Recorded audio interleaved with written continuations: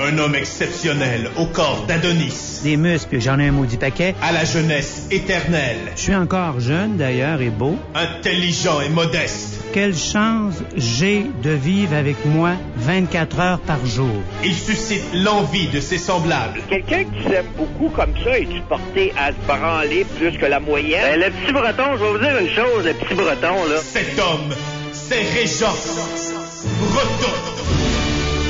Petit Breton, bonjour. Il aime ce bout de toune-là. Laisse-la aller. Là.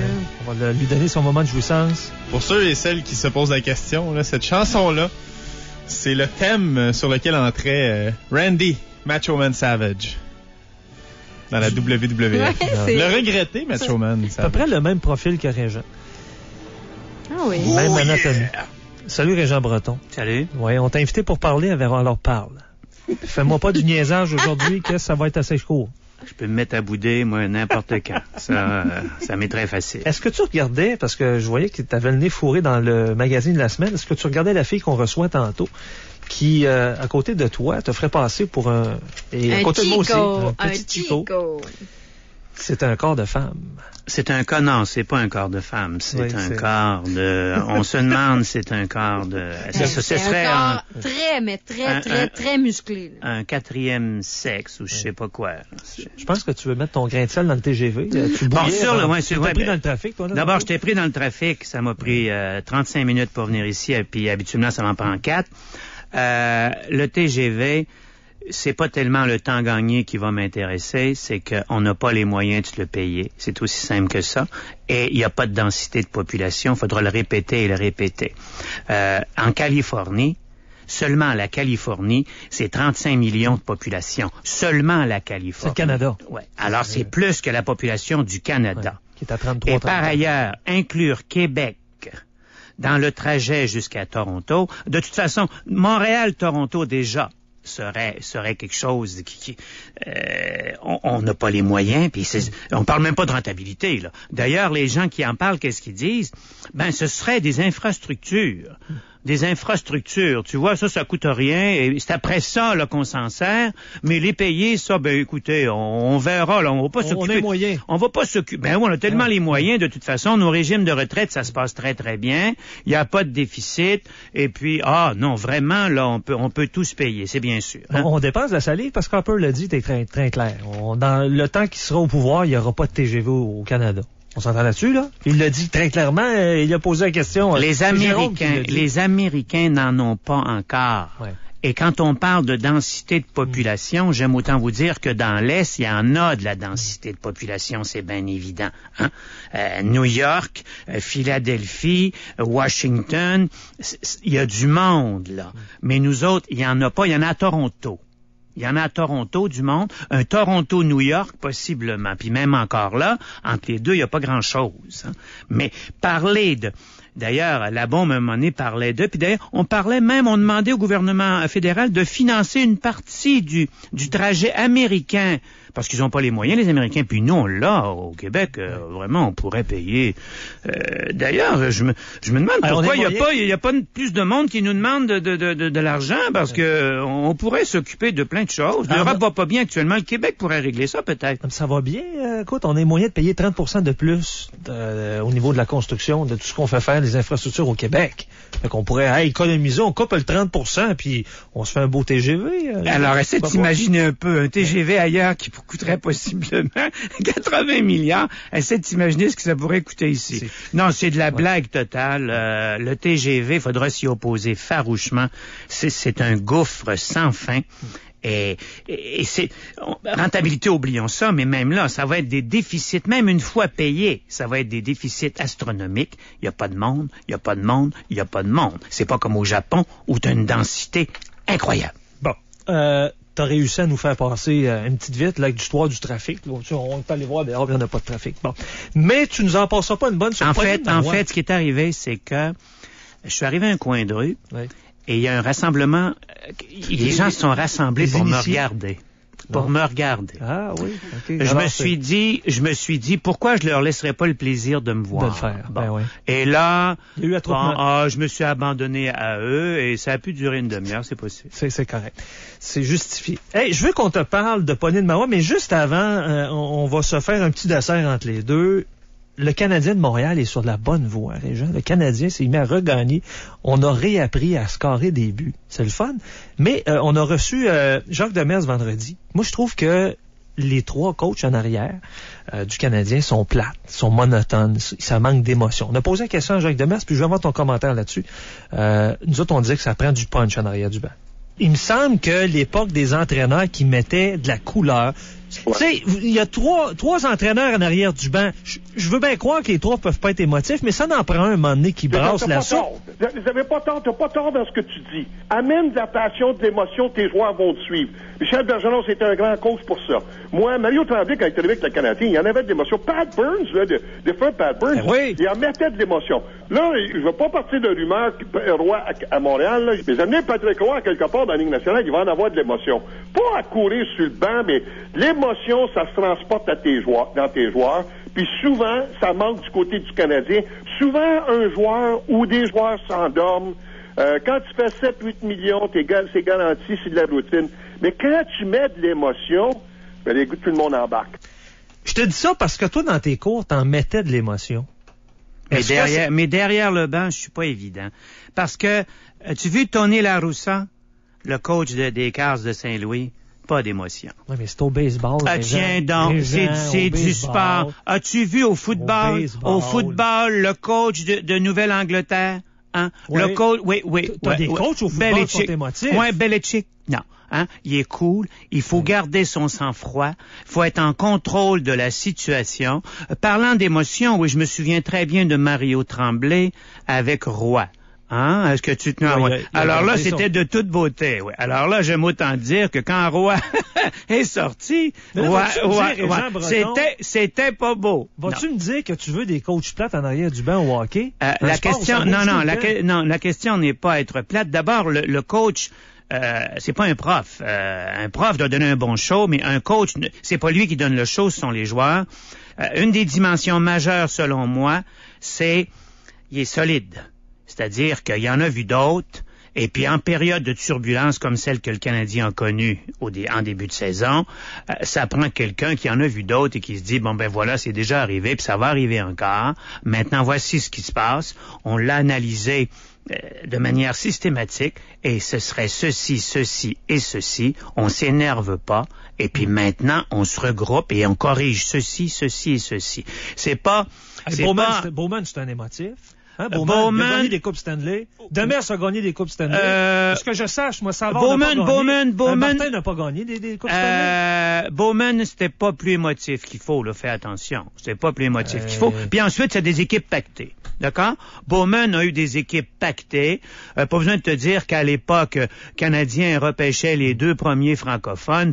Puis comme c'était seulement des Canadiens ou à peu près qui jouaient au hockey, ça donnait un avantage complètement fou. Ouais. Pat Burns, c'est un émotif, il y a des Coupes Stanley. Pat Burns, oui. Mais c'est un mélange de tout, mais je jouerais pas tellement sur l'émotion parce que je retourne loin en arrière. Au baseball, les grands coachs étaient pas émotifs. Au football, en tout cas, Belichick est dans les tops depuis 10 ans. Et puis, c'est un camp. Bon, puis je pense à Don Shula avec Miami. Moi, je pense que c'est surtout, c'est le gars solide, que personne ne conteste, qui parle peu, puis quand il parle, ça compte. Et puis, c'est lui qui coach vraiment. C'est lui qui dit où aller. Et puis, pour dire où aller, faut pas avoir l'air d'une tête folle.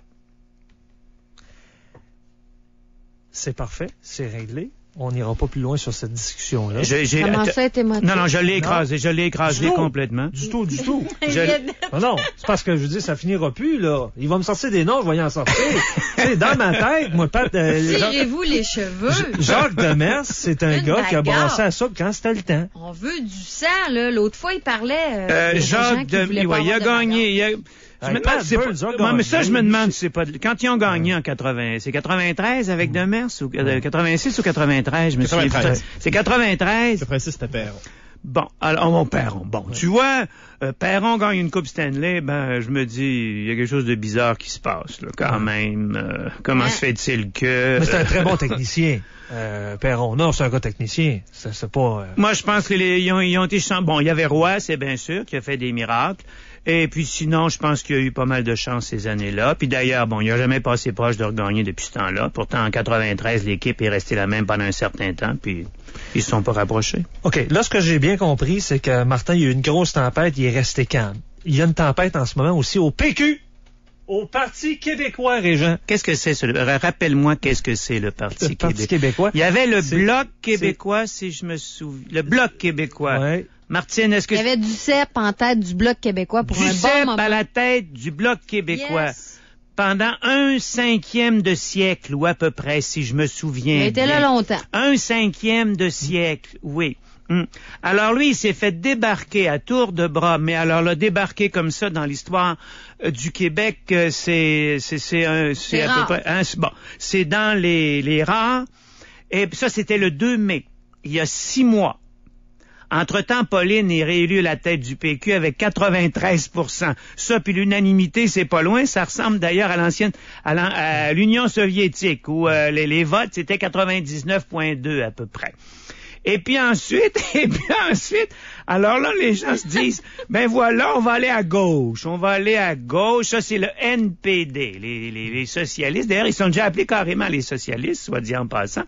On s'en va à gauche, encore que Duceppe était plus à gauche encore que les gauchistes du NPD. Ça devient mêlant, là. Avoue que... Bon, là, je vais essayer de me regrouper encore une fois. Et puis là, arrive Legault. Ouais. Et là, subitement, eh ben, il y en a que pour Legault. Legault les plante tous. Le PQ est écrasé. Il reste plus rien. On recommence. On s'en va à droite. J'ai pas fini. Tais-toi, Danny. Ouais. Bon. Mais je vais répliquer. Vas-y. Vas-y bon. Avec ta théorie. Alors là, on s'en va à droite complètement. Et puis voilà que Duceppe revient, le marxiste, le plus socialiste que les socialistes. Et puis, ben voilà... On veut maintenant Duceppe, qui s'est fait planter totalement, mais alors là, totalement, et puis, il était pas bon le 2 mai, mais maintenant, le 2 novembre, demain, il va être très, très, très bon. Bon, pourquoi je le sais pas? C'est une autre opération du Saint-Esprit, parce qu'au Québec, je pense que la Vierge Marie, quand elle est apparue à Lourdes, vous n'avez pas de culture religieuse, vous autres. Quand la Vierge Marie est apparue à Lourdes... On avait entendu parler. Elle a dit... pauvre Canada. Mais probablement, qu'est-ce qu'elle voulait dire, c'est merveilleux Québec. C'est pour ça qu'elle a dit pauvre Canada, en voulant dire, le Canada, c'est rien, mais le Québec voit tellement en avant de tout le monde. Mais comme les Français, on est Français d'ailleurs, comme les Français, on voit 1000 ans en avant. C'est que Duceppe aussi voit, faut voir les yeux qu'il a d'ailleurs. Il voit tellement loin que il va dénoncer le Canada. Parce qu'il faut que vous sachiez qu'au Québec, ce qui va mal, c'est exclusivement la faute du Canada. Et ça, là, c'est pas dit assez. Et M. Duceppe, qui l'a compris, lui, sait dénoncer les choses. Par exemple, M. Duceppe, et je te laisse la parole après, Danny, M. Duceppe, par exemple, il va nous dire, quand la péréquation, quand les Albertains nous donnent 8 milliards et demi par année, en péréquation, M. Duceppe, lui, il dit que c'est notre argent qui revient. C'est encore une opération du Saint-Esprit. Il faudrait l'expliquer ça aux Albertains, que le 8 milliards et demi en question qui nous envoie, que ce serait finalement notre argent qui nous reviendrait. Bon, alors, ça fait beaucoup de choses à comprendre et je vous cacherai pas que je les comprends pas toutes. Mais je pense qu'on paranoïe un peu quand on dit que c'était contre le Bloc québécois. J'ai pas voté Bloc québécois, je suis pas bloquiste.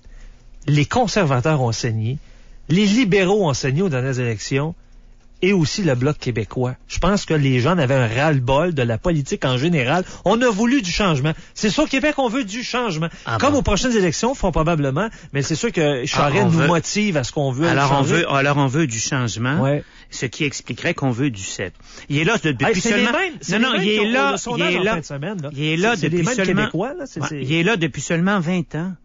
Alors, j'imagine qu'il incarne le changement. S'il y a un gars qui incarne le changement, c'est Duceppe. Mais Charest, il était à Ottawa depuis bien des années. Quand il est passé au provincial, il était au Parti conservateur. Il a été conservateur longtemps. Il était ministre de Mulroney en 84. Et voilà. Il avait même pas 30 ans, effectivement. Mais il me semble que ça donnerait une belle lutte à 3, ça. Legault, Duceppe et Charest. Non, d'abord, j'aimerais que Charest a fait son temps. Tu vois qui, Régent? Non, it doesn't matter. Et c'est très mauvais, ça n'a pas d'importance, c'est très mauvais que les gens restent en place trop longtemps. La Constitution américaine dit le président américain, 2 termes, out. D'accord? Et c'est merveilleux. Et c'est absolument merveilleux. Ouais. Maximum 2. Mais ils ont tous le même défaut, ça vaut pour les autres, mais pas pour eux. Charest a fait son temps. Ça gagne, ils ont fait leur temps. Pas de doute là-dessus qu'il faut maintenant, c'est l'usure et puis c'est aussi quand tu t'installes, Danny, quand tu t'installes quelque part en politique, les gens ont ce défaut, ils l'ont tous, de s'installer confortablement. Tu vois ce que je veux dire? Ils connaissent tout le monde, ceux qui sont là pour qui en veulent là, et qui alors eux ils sont autour et ils se connaissent tous, ils se connaissent trop bien. Et c'est pas bon, il n'y a pas de doute là-dessus. Il faut, maintenant, Charest doit s'en aller, il n'y a pas l'ombre d'un doute. Charest doit s'en aller, Pauline doit s'en aller. La pauvre Pauline, tu le sais très bien, on le sait très bien. Mais entre Pauline, je suis pas péquiste, c'est bien évident, mais entre Pauline et Duceppe, je prends encore Pauline. Okay, bon, c'est parce que je suis pas péquiste, c'est bien sûr. Mais si tu t'appelles Charest, tu t'appelles Legault, tu veux que Pauline reste. Parce qu'elle va te donner de l'espace. Non. Encore que, ce qui serait, dans un sens, si Duceppe revenait, ça pourrait être très drôle en ce qu'il pourrait se faire planter une 2e fois, aussi solide que la première. Et là, peut-être qu'il pourrait aller se présenter comme maire de Montréal, par exemple. Tu vois, tu te fais planter au fédéral, tu te fais planter au provincial, ben tu t'en vas comme maire de Montréal. Puis à la limite, il pourrait s'en aller aux commissions scolaires.